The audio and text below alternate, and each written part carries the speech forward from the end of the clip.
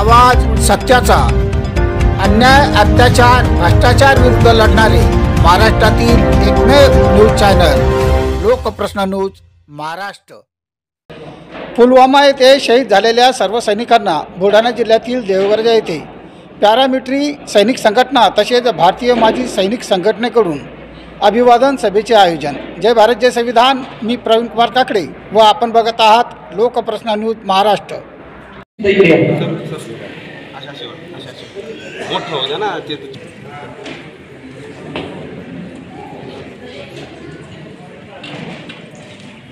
माननीय कार्यक्रमाचे अध्यक्ष माजी खासदार सुखदेवरावजी काळेसाहेब आणि तसेच कार्यक्रमाचे प्रमुख पाहुणे माननीय माजी आमदार तुकारामजी कांदे साहेब व तसेच महाराष्ट्राचे बुलंदतो गिरिधरजी पाटील साहेब यांनी सुद्धा भारत मातेच्या प्रतिमेचं पूजन केलेलं आहे। आमचे दिलीपराव चव्हाण अशी विनंती। माननीय शंकररावजी उगवणकर सर यांनी सुद्धा भारत मातेच्या प्रतिमे शहीद सैनिकांची काही मुलं असतील तर त्यांनी समोर या प्लीज, समोर पाठवा सर।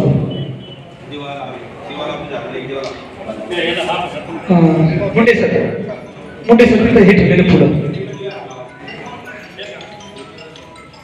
भारत माता की, भारत माता की जय जवान, जय जवान, जय जवान, वंदे वंदे वंदे। अशा प्रकारे इथे भारत मातेचं पूजन करून या कार्यक्रमाची सुरुवात झाली आणि पूजन झालं असं मी जाहीर करतो। तेव्हा आपण पुष्पहार अर्पण करायचं अशी माझी विनंती आहे। क्लिक क्लिक क्लिक क्लिक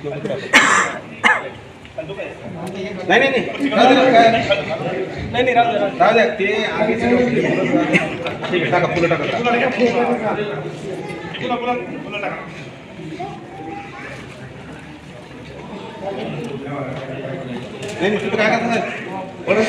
जय भारत माता की जय, वंदे मातरम, वंदे मातरम, जय जवान, जय किसान, जय जवान, जय किसान।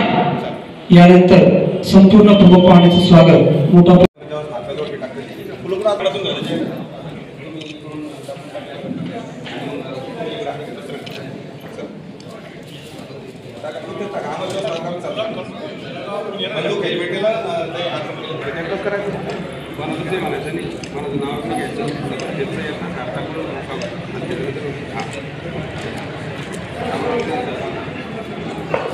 घ्या लवकर। अशा प्रकारे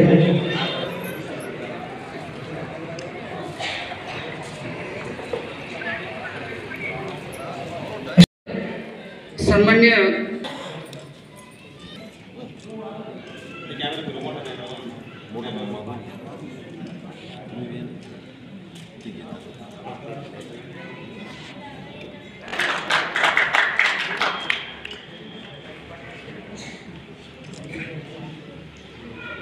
सर्व मान्यवरांचे आभार व त्यांनी आपल्या कार्यक्रमासाठी आज साहेबांच्या अथक प्रयत्नामुळे आपले खडकपूर्ण नदी पूर्णपणे जन्मय होऊन आज परिसर सुखावलाय आणि सगळीकडे हिरवरान दिसत आहे। भारत माता की जय, भारत माता की जय।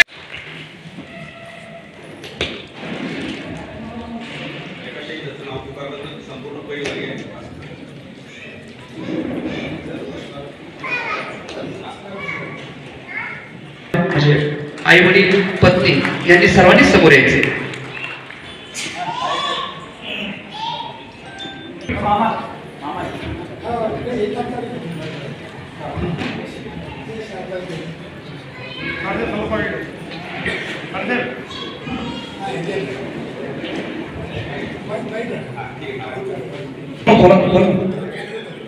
कोरोनाच टाक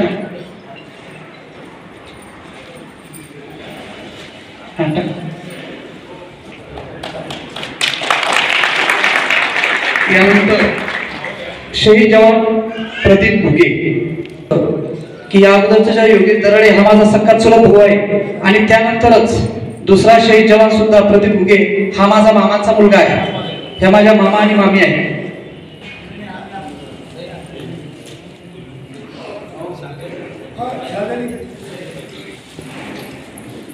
शव काढून द्या. यानंतर प्रदीप मांदळे, शेख जवान प्रदीप मांदळे यांची पत्नी आणि आई आलेले आहेत ना, यांना यावं.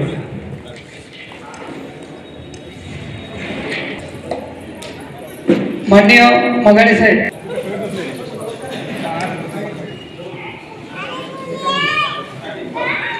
यानंतर रघुवीर जायभाई. टाळ्या वाजवा. त्यांचा सन्मान होत असताना आपण टाळ्यांचा त्यांना ऊर्जेचा स्रोत द्या.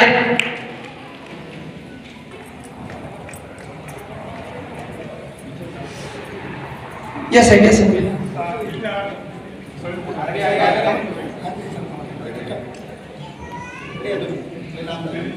मांदळी ताई झालं ना.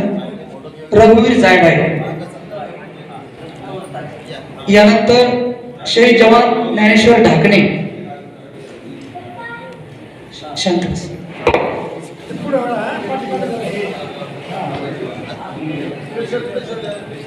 प्रमुख उपस्थितीत पद्माकर चंदनशिवे प्रदेश अध्यक्ष माजी सैनिक किसान महा फेडरेशन महाराष्ट्र यांच्या कुटुंबियांना विनंती की त्यांनी सुद्धा सत्कारासाठी यावं. अनेक वाघमारे यांच्या पत्नी आणि मेहणी आहेत.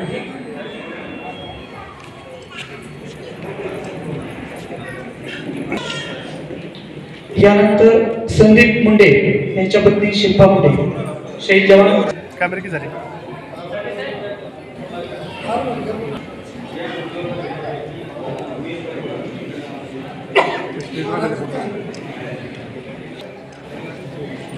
त्यांच्या धर्मपत्नी आलेल्या आहेत. लहान येते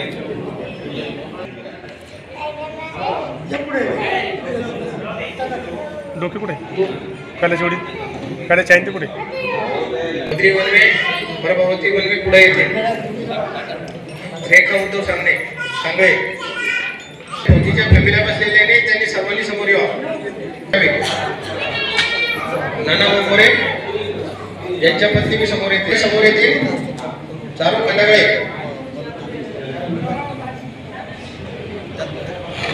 हरिदास काकडे यांच्या खडकपूर्णा धरणामध्ये ज्या अभियंत्यांनी प्रशासकीय मध्ये कामामध्ये काम करत असताना त्यांनी जीवाची वरदान करून काम केलं आणि अशा आमचे आपल्या कार्यक्रमाचे प्रमुख उपस्थिती प्रशासकीय माननीय लोहार साहेब, मी यांना सुद्धा साहेब समोर मी यांच्यासाठी आपल्याकडून टाळ्यांचा गजर करू इच्छितो. कारण देशामध्ये काश्मीर श्रीनगर रोडवर पुलवामा हल्ला झाला आणि ते अभ्याड आहे. त्याचप्रमाणे या देशात सुद्धा वीर सुद्धा शहीद झालेले आहेत. म्हणून या सर्वांच्या शहीदा पुत्र पत्नी यांचा सन्मान समारोह हा कार्यक्रम आज योगराज लॉन्स सिनगाव जागीर फाटा द्रवराज येथे कार्यरत संपन्न करत आहे.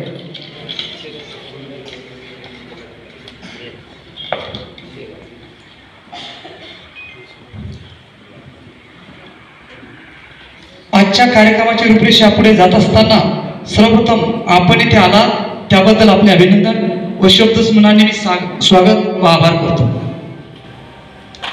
कार्यक्रम गवताच्या पर्णापासून तर निळ्या आसमांताच्या छाया गडदकाळी होऊन सर्वदूर भयावह दृश्य निर्माण होऊन मायेला लेकरू पारखवावं अशी मनाची घालमेल व्हावी आणि म्हणजेच हा संकेत आयुष्य नाही तर आयुष्याचा शेवट राखेतून संगमात विलीन व्हावं अशी द्विधावस्था होणे म्हणजेच खरी शौर्याची पहाट आहे का हे पडलेलं स्वप्न न भूतो न भविष्यती अंधकारमय गूढ रहस्य होय. असो अशा थोर आपल्या आगमनानिमित्त मी गजानन भोगना व बुलढाणा जिल्ह्यातील जेवढे तालुके आहेत आणि तसेच महाराष्ट्राच्या वतीनं आपलं शब्दस्मरणाने स्वागत करतो. या कार्यक्रमासाठी उपस्थित सर्व मान्यवर व प्रमुख अतिथी यांचं सुद्धा शब्दस्मरणाने स्वागत करतो.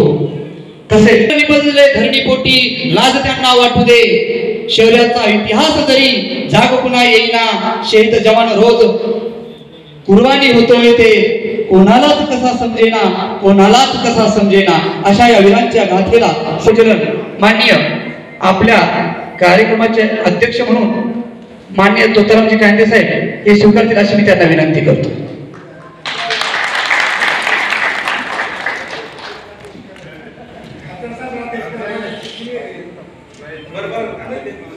माननीय आपल्या जिल्ह्याचे माजी खासदार सुखदेवरावजी काळे साहेब स्वीकारतील अशी मी त्यांना विनंती करतो. जसे फोर्सचे जवान अगदी वेळेत येतात, राजकीय भूमिका निभावत असताना बरेचसे लोक लेट येतात, परंतु आज मला अगदी वेळेवर 10 वाजता म्हणजे 10 वाजता येऊन इथं आपल्या ठिकाणी आलेले त्यांनी सुद्धा या कार्यक्रमाचं प्रमुख पाहुणे म्हणून स्थान स्वीकारलं असेल. धन्यवाद असं त्यांचं कुशन लावलेलं माननीय गिरीधरजी पाटील साहेब मेकर राष्ट्रवादी काँग्रेस पार्टी हे सुद्धा प्रमुख विशेष राजकीय विशेष अतिथी म्हणून स्थान स्वीकारतील अशी मी त्यांना विनंती करतो. यानंतर सर्व गणवेशामध्ये असलेले आणि ऑन ड्युटी असलेले माझे सहकारी बांधव व तसेच समस्त स्टेजवर असलेले अध्यक्ष उपाध्यक्ष सचिव करावं अशी मी त्यांना विनंती करतो आणि त्यांच्यासाठी टाळ्यांचा गजर आपण करावा. यानंतर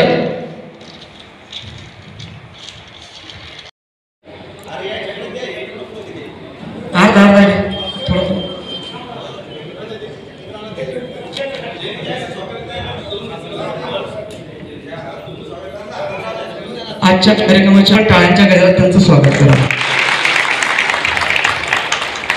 महाराजांच्या शौर्याचा वारसा जपत असताना दुश्मनांची शिरसंधान करताना माझ्या जिजाऊच्या कुशीतून जन्मलेल्या अनेक बांधवांचे पण देश रक्षणार्थ पाण्याचे आहुती देत असताना सुखी संसाराची गुपित न सांगताच मनाच्या गाभाऱ्यात असलेल्या स्वप्नांना मायभूत चरणी अर्पण करून रक्ताच्या थरोळ छन्न विच्छिन्न झालेल्या निधड्या छातीचे व देहाचे तुकडे पाहून ही मनात थोडी खंत न बाळगता हसऱ्या चेहऱ्याने उदात्त होऊन मायभूमीला आपला देह अर्पित करताना कोणताच मोहाचा भाव न दाखवता ज्या कुशीतून जन्म घेतला व ज्या स्तनातून दूध पिताना पण कधी मन लाजेल तर कधी माराने तिरकी झालेली मान असेल, पण शेवटचा श्वास घेताना माझ्या निधड्या छातीचा कोणाचा भाऊ, कोणाचा मुलगा, कोणाचा पती आणि कोणाचा बाप निर्गती प्राप्त होताना हे माझ्या तुझ्या रक्षणार्थ तुझा घायल झालेला मुलाला तुझ्या मिठीत घेऊन मांडीवर मला शांत होऊ दे म्हणून जय हिंदचा नारा लावणारा हे माझा अगदी कोळ्या वयातला तुमचा आमचा बंधू आमचा निरोप घेऊन कायमचे देशरक्षणात विलीन झाले. अशा थोर माझ्या बांधवांना, भावांना, सर्व वीरांना सर्वप्रथम भावपूर्ण आदरांजली अर्पण करून मी पुढच्या कार्यक्रमाला सुरुवात करत आहे. स्त्री शिक्षणाची जननी सावित्रीबाई फुले, संस्कृतीचे दर्शन देणारे पुण्यश्लोक अहिल्याबाई होळकर, बुद्धांच्या व धम्मांच्या मार्गावर मार्गस्थ झालेला गौतमाला व कबीर फुलेंना गुरु मानून आदर्शवत आजन्म स्वतःला विद्यार्थी म्हणून घेणारा वसपतीचा खजाना असताना पण थोडा मंथन होत. भारत माता की, भारत माता की तर सुद्धा आहे. म्हणून सैनिक नाही, हे सैनिक नाही का, यांना वेगळा न्याय का, म्हणून पॅरामिलिटरी सदराखाली येणारे जे फोर्स आहेत, मग ज्यामध्ये CRPF असो, BSF असो, SSBB असो, IT प्रमाणे पोलिसांचे प्रश्न सोडवण्यासाठी हा पोलिसांचाच आमदार इथे निश्चित करण्यात यावा. तसेच ड्युटीवर असताना पोलिसांचा मृत्यू जर झाला तर त्यांच्या वेतनाव्यतिरिक्त विशेष निधीची तरतूद करण्यासाठी एक महामंडळाची सुद्धा निर्मिती करण्यात यावी. पोलिसांच्या सेवेनिवृत्त व मुलामुलींच्या उद्योगधंद्यासाठी पोलीस महामंडळाची निर्मिती करावी, ज्यामार्फत 10 लाखाचं कर्ज त्यांना देण्यात यावे. याच पद्धतीनं पॅरामिलिटरीला सुद्धा ते देण्यात यावं. लोकसंख्येच्या आधारावर वाढती पोलीस ठाणे निर्मिती करण्यात यावी आणि त्या पोलीस ठाण्याच्या निर्मितीसाठीच आमचे असंख्य असलेले पॅरामिलिटरी सैनिकचे जवान यांना सुद्धा तिथं पदोन्नती देण्यामध्ये यावी. पोलिसांच्या मुलाच्या शिक्षणासाठी जसे NDAच्या धर्तीवर सैनिक शाळा आहेत, तसा CBSE पॅटर्नवर मुलांसाठी सैनिकी शाळा या पोलिसांच्या आणि पॅरामिलिटरी सैनिकांच्या मुलांसाठी आधारित तयार करण्यात यावे, अशी आमचे महाराष्ट्र शासनाला आणि भारत सरकारला आव्हान आहे. दरवर्षी असे कार्यक्रम छोटे मोठे कार्यक्रम होत असतात, पण यावर्षी गजानन भाऊंनी थोडासा पुढाकार घेतला. काल परवा त्यांनी ती रॅली शिंदखेडे जिजामाच्या जन्मस्थानाची एक रॅली काढली आणि त्या रॅलीपासून मानवापर्यंत ती रॅली नेली. त्या रॅलीमध्ये हुतात्मे जे आपले झाले, जे वीरगती प्राप्त झाले, त्यांच्या घरी जाऊन त्यांच्या स्मारकाला अभिवादन त्यांनी केलं. आणि या तालुक्यामध्ये ते जिल्ह्यामध्ये एक वातावरण आपलं तयार झालं आणि आज या पुनर्गावामध्ये ज्या हल्ला झाला त्या लतीफ सैनिक सैनिक मारले ते वीर त्यांना वीरत्व मिळालं त्यांच्यासाठी आज खऱ्या अर्थानं हा कार्यक्रम आज होतोय. जिल्ह्यातील हे पॅरामेट्रिक सैनिक असोसिएशन म्हणजे काय हे पहिले समजून घ्यावं लागत होतं. आणि म्हणून मी तिथे 10 वाजता आल्यानंतर मी पहिली माहिती तिथे काकाबरोबर बसलो त्यांच्याकडून माहिती घेतली की एक खरं म्हणजे वायुसेना, जलसेना, स्थलसेना हे त्रिदल सैनिक आहे. हे त्रिदल सैनिकामध्ये काम करत असताना हे जे पॅरामेट्रिक सैनिक असोसिएशन आहे हे म्हणजे काय हे मोठं समजून घ्यावं. कारण की आम्ही फक्त सैनिक म्हणजे सर्व समजतो, परंतु खऱ्या अर्थानं आज हे पॅरामेट्रिक सैनिक कोण आहे, असोसिएशन काय आहे, त्यामध्ये CRPF असेल, IIBP असेल, आसाम रायफल असेल, CIFS असेल, BSF असेल, असे वेगवेगळ्या माध्यमातून ते काम करतात. आणि अगोदर सांगितल्याप्रमाणे तिथं सैनिक म्हटल्यानंतर त्यामध्ये त्या वेगळ्या माध्यमातून एकत्र येऊन हे काम करत असतात. देशावर ज्यावेळेस मोठमोठे संकट येतात, प्रत्यक्ष युद्धाचा ज्यावेळेस प्रसंग येतो त्यावेळेस आमचे सैनिक असतात याच्यावर असतात.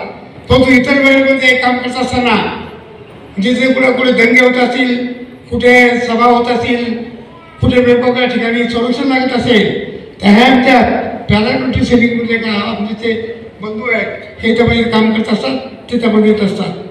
त्यांच्या आज अनेक संघटनेमध्ये पाठीमागचं भगवानराव साठे साहेबांनी यांनी सुद्धा देवळमध्ये कार्यक्रम घेतला होता इथे नगरपालिकेसमोर. तिथं सैनिकांचं जे एक त्यांनी प्रतिष्ठान उभे केलेलं आहे त्या कार्यक्रमातसुद्धा आम्ही त्यामध्ये होतो. आणि म्हणून काम करत असताना पुढच्या काही सैनिक बनल्यानंतर लोक माझी कल्पना सैनिक बनायचं शेवटचा आपला पोरगा कुठं काम करत नाही ना मग त्या सैनिकात पाठवा असं त्यामध्ये पूर्ण काही व्हायचं. परंतु आज सैनिक हा देशाच्या समाजामध्ये पुन्हा काम करण्याचा प्रत्येकाची त्याची गणना त्यामध्ये होते. आज प्रत्येक सैनिक पुढच्या काळी फक्त आमचे प्रवीण असतील, शंकर गोकुळ असतील हे जेव्हा रिटायर होतात तेव्हा त्याचे मोठमोठे सत्कार व्हायचे. परंतु आता देशामध्ये आपल्या महाराष्ट्रामध्ये एक प्रघात पडला की आमचे जे सैनिक रिटायर होतात त्या भव्य प्रमाणात मोठं असतं त्याचा सत्कार कार्यक्रम त्या भागामध्ये आयोजित जातो. गावामध्ये गावातील सर्व जनता एकत्र येऊन त्यांच्या तो कार्यक्रम करत असतात. अनेक कार्यक्रमाला असं आम्हाला त्यामध्ये सहभाग होतो. आणि खऱ्या अर्थानं सैनिक हा देशाचं संरक्षण करत आहे. त्यांच्यामुळं ते देशाचं संरक्षण करतात, सीमेचं संरक्षण करतात. म्हणून तुम्ही आम्ही अभिनंदन घेऊ शकतो, आमच्या दररोजच्या क्रिया आपण करू शकतो. पण ते सैनिक जर तिथे असतील आणि ते जर शक्य असेल तर तुम्ही आम्ही जगू शकत नाही. आम्ही खऱ्या अर्थानं प्रथम चालू हे आमच्या या सैनिकांना आहे. अशा सैनिकाच्या संघटनेतून आज इथे कार्यक्रम आयोजित केला. या कार्यक्रमामध्ये अनेक त्यांनी त्यांच्या मागण्या त्यामध्ये केलेल्या आहेत. त्या मागण्या तशा आता गजानन भाऊ नंतर मी असं त्यांना म्हणतो की ते आमच्या म्हणून बहुतेक किंग मेकरच आहेत. त्यामुळे मला सांगायचं काम नाही, ते स्वतः ते सांगू शकतात. मी सुद्धा त्यामध्ये सांगू शकाल काही अडचण नाही. परंतु ज्याच्या काही तुमच्या त्या मागण्या महाराष्ट्र शासनामार्फत असतील किंवा राज्याच्या देशाच्या स्तरावर असतील, सुखदेवराव काळे असतील, आपले प्रतापराव जाधव असतील, मंत्री मोठे त्यामध्ये आहे, यांच्या बाजून आपण सोडण्याचा प्रयत्न करूया. आम्ही तुमच्या पाठीशी तुमच्या पाठीशी मागे आहोत एवढं त्याच्यापर्यंत सांगतो. आम्हाला बोलवलं, आमचा सत्कार केला त्याबद्दल सर्व सैनिक संघटनेला त्यांना अभिवादन करतो. या ठिकाणी आदरांजली देण्याचा कार्यक्रम आणि त्यांच्या सर्व कुटुंबाच्या सन्मानाचा गौरवाचा कार्यक्रम पॅरामेट्री सैनिक असोसिएशन जिल्हा बुलढाणाच्या सर्व पदाधिकारी या ठिकाणी उपस्थित माजी खासदार सुखदेवजी काळे येऊन गेले साहेब, माजी आमदार तोतरामजी कायदे साहेब येऊन गेले. या ठिकाणी उपस्थित देवळगावच्या नगरीचे माजी नगराध्यक्ष संतोषभाऊ खांडेबराड, भाजपचे जिल्ह्याचे अध्यक्ष गणेशजी मांटे साहेब, आमचे मार्गदर्शक रामप्रसादजी शेळके साहेब, राजूभाऊ शिरसाट साहेब, उल्हाजी देशपांडे, आमचे नेते जिल्ह्याचे राष्ट्रवादीचे पुणे प्रदेशचे राष्ट्रवादीचे सरचिटणीस आमचे गिरधर भाऊ पाटील साहेब, या ठिकाणी उपस्थित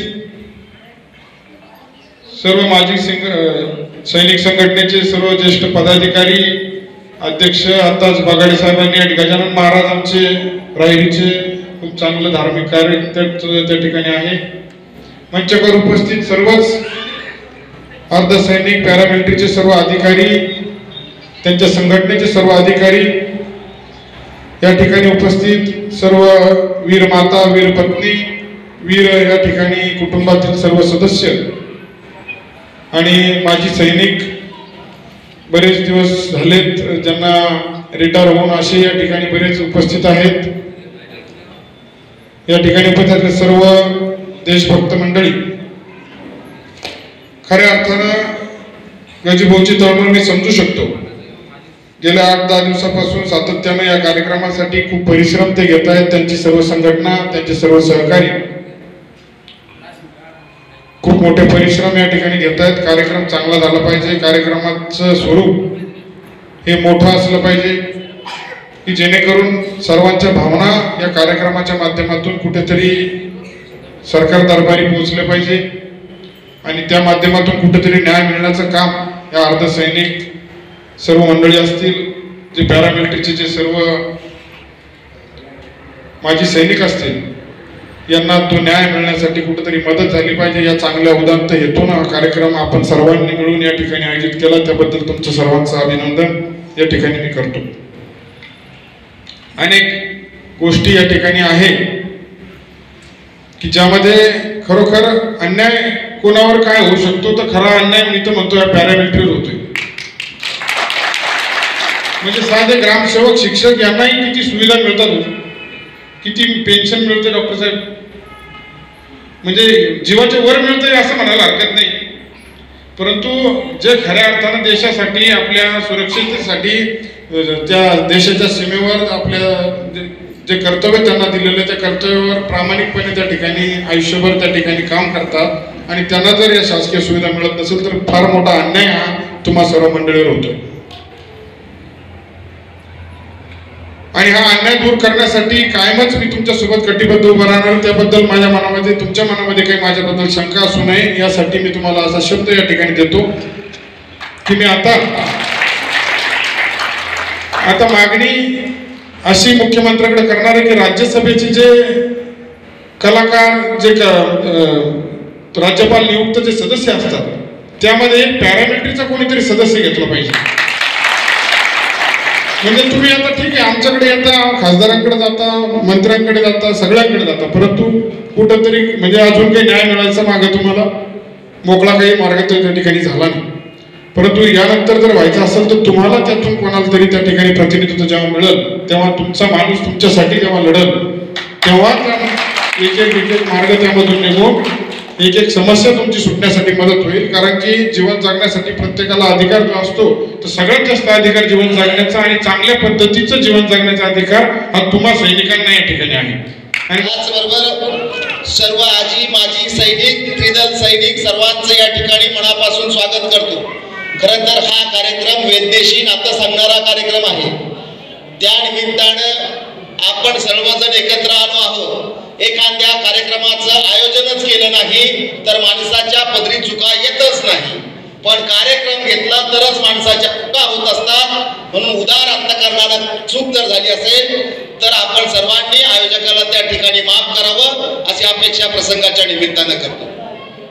मोडलेल्या माणसाचे दुःख ओले झेलताना, त्या अनाथाच्या उशाला दीप लावून झोपताना, कोण दिना जात त्यांची कोण दाना धर्म त्यांचा, दुःख भिजली दोन अश्रू माणसांची माणसांना, दुःख भिजली दोन अश्रू माणसांची माणसांना. खरं तर शहीदाला, वीर मातेला, वीर पतीला, वीर पित्याला आणि शहीद होणाऱ्या जवानाला कुठलीही जात आणि धर्म नसतो हे आपण पहिले समजून घेतलं पाहिजे. कारण मारणाऱ्याच्या गोळीवर कुणाचं तरी नाव लिहिलेलं असतं, त्याच्या जातीचं आणि धर्माचं नाव बुलेटवर लिहिल्या जात नसतं हे आम्ही पहिल्यांदा समजून घेतलं पाहिजे. आणि म्हणून देशासाठी शहीद झालेला माणूस त्याची अंत्ययात्रा जेव्हा गावात येते तेव्हा आमच्या नसानसातली राष्ट्रभक्ती जाग होते. ज्या दिवशी 15 ऑगस्ट असतो, ज्या दिवशी 26 जानेवारी असते त्या दिवशीच आम्ही राष्ट्रभक्त असतो आणि उरलेल्या दिवशी आम्हाला मात्र आमच्या देशाच्या अस्मितेचं, आमच्या देशप्रेमाचं आम्हाला काहीही घेणं नसतं. सत्य गोष्टी बोलल्या पाहिजे. गावगाड्यामध्ये माजी सैनिकाला खरंच सामाजिक प्रतिष्ठा आहे का, तर त्याचं उत्तर नाही असं आहे. पण एक दुर्दैवानं कोणी जाहीरपणे सांगू शकत नाही. माझ्यासारखा खड्डा कार्यकर्ता हे सांगण्याचं धैर्य ठेवतो. गावगाड्यामध्ये माजी सैनिकाला काहीही किंमत नसते. अशा सार्वजनिक कार्यक्रमात त्याला बोलवलं जातं, त्याचा मान सन्मान केला जातो, त्याचा उदो केला जातो.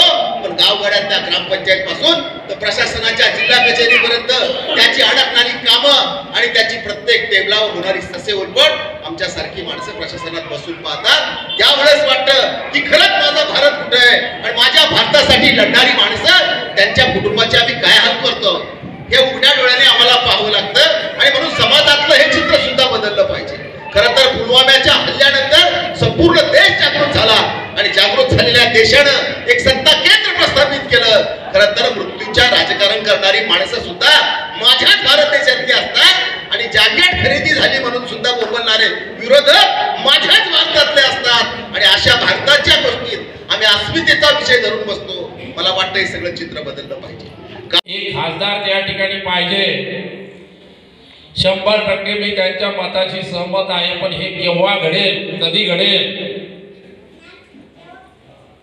आज हा या ठिकाणी कार्यक्रम घेण्यात आला. हजारो सैनिक आहेत, माजी सैनिक आहेत. परंतु जोपर्यंत तुम्ही संघटित होणार नाही, कोणत्या कार्यक्रमाला जाणार नाही, तुमच्या मागण्या समोर मांडणार नाही, तोपर्यंत त्या ठिकाणी तुमचा आमदार खासदार होणे नाही. भारताकरता एक काळा दिवस आणि त्याच्यामध्ये जे जवान या ठिकाणी शहीद झाले त्यांना प्रथमतः विनम्र अभिवादन करतो. भारत मातेला विनम्रपणे वंदन करतो. ज्या वीर माता, वीर पत्नी, वीर पिता या ठिकाणी उपस्थित आहेत त्यांना सुद्धा या ठिकाणी मनापासून वंदन करतो, त्यांचे आभार मानतो. देश सेवेसाठी आपल्या प्राणाची आहुती देणारे, आपलं जीवन समर्पित करणारे वीरपुत्र त्यांना मी सर्वप्रथम त्रिवार वंदन करतो, अभिवादन करतो.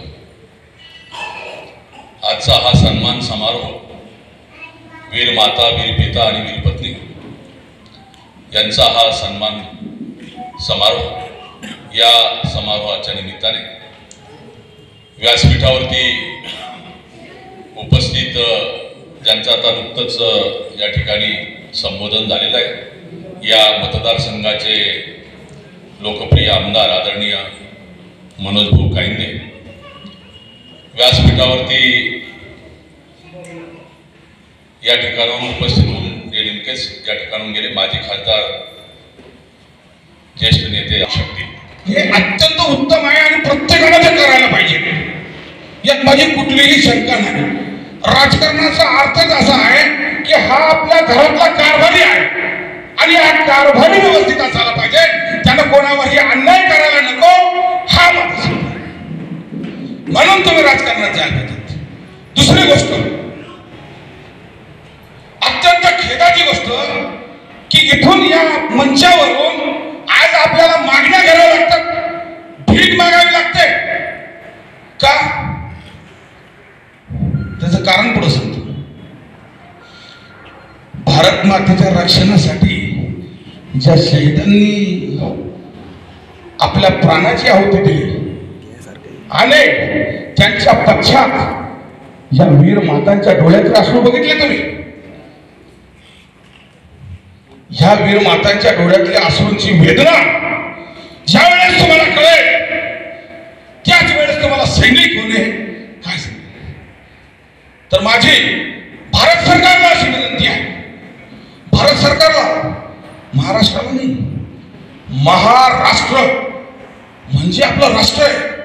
आपण या पावन भूमीत जन्माला आलेलो आहे. संत महात्मे, हुतात्मे, ने बदसीने परतने मातृभूमीला सागरा प्राण काढला, असे वीर सावरकर देशभक्त. अनाम वीरा जिथे जाहला तुझा जीवनांत, स्तंभ तिथे ना कुणी बांधला पेटली न वात. धगधग त्या समराच्या ज्वाला या देशासाठी जळावयास्तव संसारातून उठवली जाशील. अशा महान कवीला वंदना. तो महान कवी महाराष्ट्राचा. दुसरं मुद्द्यावर येणार जमीन. संविधानाच्या नंतर जे संविधानावर आक्षेप नोंदवले गेले होते, त्या संविधानाच्या आक्षेपामध्ये 1000 आक्षेप हे स्वर्गीय पंजाबराव देशमुख यांनी नोंदवलेले होते. त्या व्यक्तीला खूप महत्व आहे. आणि त्यांचे ते 2 आक्षेप होते की शेतकऱ्याच्या प्रत्येक मुलाला आरोग्य आणि शिक्षण मोफत मिळायला. त्यावेळेस हा देश सुधारेल. खळीचे मुद्दे 2च आहेत. देशातल्या जेवढ्याही सर्व शाळा आहेत, मुद्दा कुठपर्यंत आहे ना, मी तर पंतप्रधानांना पत्र लिहित असतो, तुम्ही लिहा किंवा नका लिहू. दराडे साहेब 2च मुद्दे येतात खूप महत्वाचे. तुम्हाला मागणी करायचं कामच पडणार नाही. देशातल्या जेवढ्या शाळा आहेत, जिल्हा परिषद असो कोणती असो, तिथं प्रशासकीय अधिकारी हा माजी सैनिक असायला पाहिजे.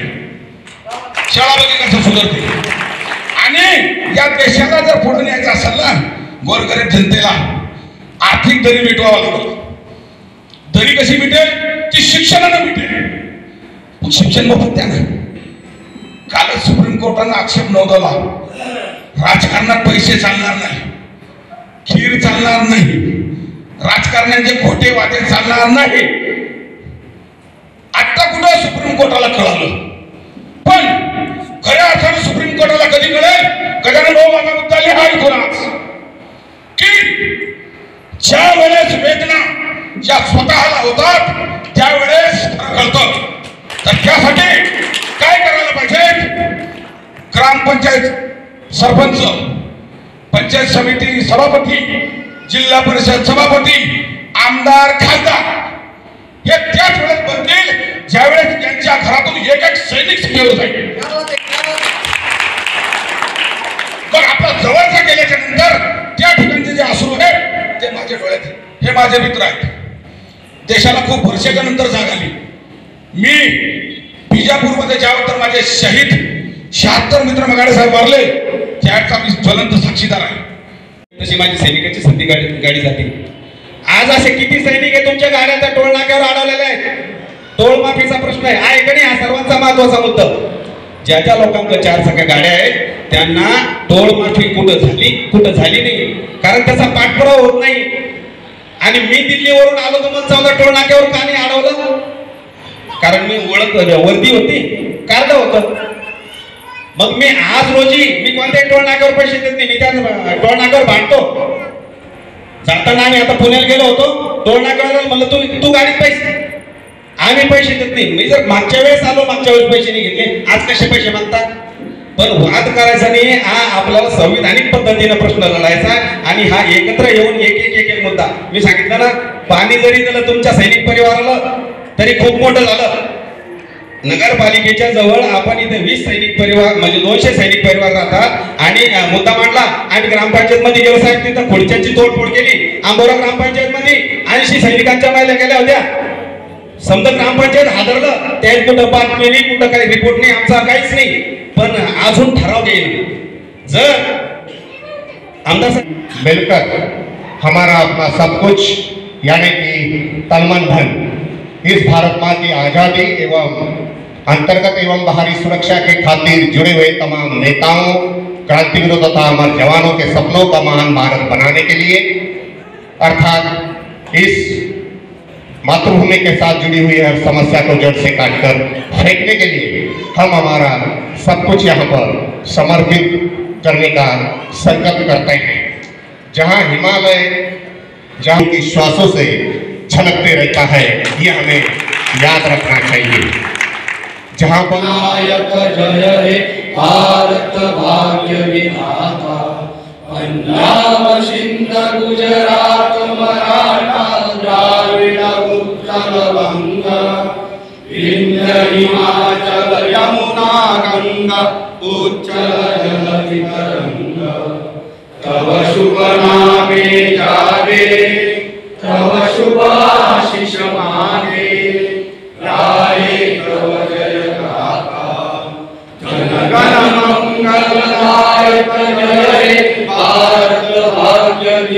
विधाता जय हे जय हे जय हे जय जय जय जय हे भारत माता की जय भारत माता की जय। शहीदांच्या प्रती आपण श्रद्धांजली आपण करूया।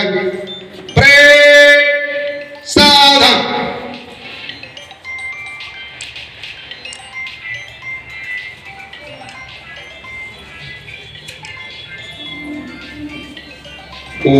ओम शांति शांति। अमर रहे शहीद जवान, अमर रहे मातरम मातरम। आज पुलवामा हल्ल्याला जवळपास 6 वर्ष झाले। पुलवामा हल्ल्यामध्ये जे 43 जवान शहीद झाले त्या जवानांना श्रद्धांजली साठी व या जिल्ह्यातील सर्व वीर पत्नी, वीर माता, वीर पिता, सैनिक परिवारांचा सन्मानासाठी हा कार्यक्रम देऊळगाव राजामध्ये आयोजित करण्यात आला होता।